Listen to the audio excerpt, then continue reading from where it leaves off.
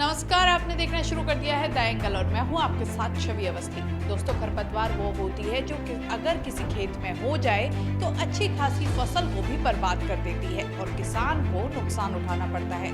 अब आप सोच रहे होंगे कि राजनीति की बात करते करते हम किसान और खरपतवार की बात क्यों कर रहे हैं। दरअसल राजस्थान में फिर से एक लेटर बम चला है।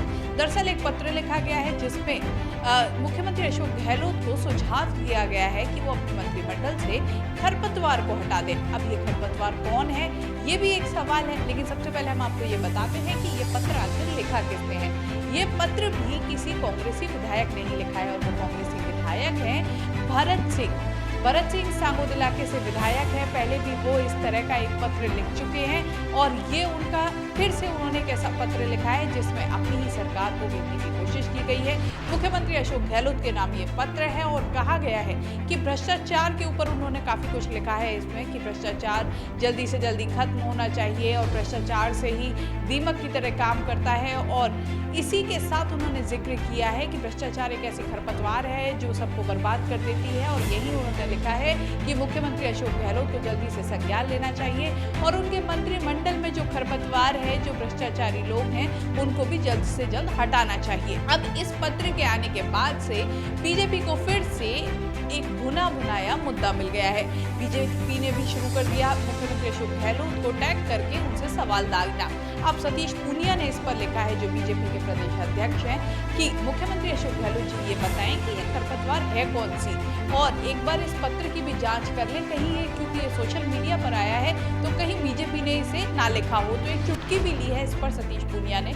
इसी के साथ राजेंद्र राठौड़ का भी इस पर बयान आया है। उनका भी कहना है कि मुख्यमंत्री अशोक गहलोत को इस पर जल्दी से जल्दी संज्ञान लेना चाहिए। हालांकि वसुंधरा गुट की तरफ से इस पर कोई भी किसी भी तरह का अभी तक कोई भी बयान नहीं आया है। तो इससे साफ होता है कि बीजेपी में जो अभी गुटबाजी है वो चरम पर है और सिर्फ एक ही गुट सक्रिय है जो मुख्यमंत्री अशोक गहलोत पर निशाना साधते हुए खुद के अस्तित्व को बचाए हुए है। वहीं अगर बात करें कांग्रेस की तो साफ तौर पर जिस तरह से विधायक ने फिर से एक पत्र लिखा है अपनी ही सरकार को घेरते हुए, ये एक चिंता का विषय है। क्योंकि अगर किसी भी तरह की कोई परेशानी किसी विधायक को या किसी मंत्री को है तो वो सीधे अपने जो भी प्रतिनिधित्व कर रहे हैं उनसे बात कर सकता है, मुख्यमंत्री से बात कर सकता है या फिर जो भी समस्या है उसे अन्य जो नेता हैं उन तक पहुंचा सकता है। लेकिन जिस तरह से सोशल मीडिया के जरिए अपनी बात कही जा रही है, कुछ समय पहले ही इंदिरा मीणा ने भी इस तरह का एक लेटर लिखा।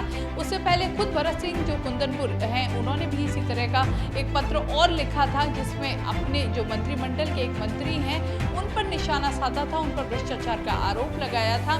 तो ऐसे में जो ये परिस्थितियां उत्पन्न करने की कोशिश की जा रही है उससे एक बात तो साफ है कि अंदर खाने कहीं ना कहीं कोशिश की जा रही है कि जितनी आराम से ये सरकार चल रही है उसे वैसे ना चलने दिया जाए, उसे कहीं ना कहीं मुश्किल में डाल के रखा जाए जिससे कि आगे की परिस्थितियों को अपने अनुकूल बनाया जा सके। अब अपने अनुकूल बनाने की कोशिश कौन कर रहा है, ये अपने आप में सोचने की बात है कि क्या विपक्ष जो बीजेपी है वो उसे अपने अनुकूल बनाने की कोशिश कर रही है, क्योंकि उनका काम भी है, उनका फर्ज भी है और वो चाहेंगे भी कि कैसे भी सरकार अस्थिर हो या सरकार की स्थिति खराब हो जिससे कि बीजेपी अपने आप को मजबूती से आगे ला सके। लेकिन इसी के साथ एक पेच यहाँ पर यह भी फंसता है कि क्या कहीं खुद ही कांग्रेस के खुद ही कुछ लोग दोबारा से ऐसी कोशिश तो नहीं कर रहे जिससे सरकार अस्थिर हो या सरकार को कमजोर किया जा सके। अगर ऐसा है तो इस खरपतवार पर भी ध्यान दिया जाना चाहिए, क्योंकि असल खरपतवार तो वो है जो अपनी ही सरकार को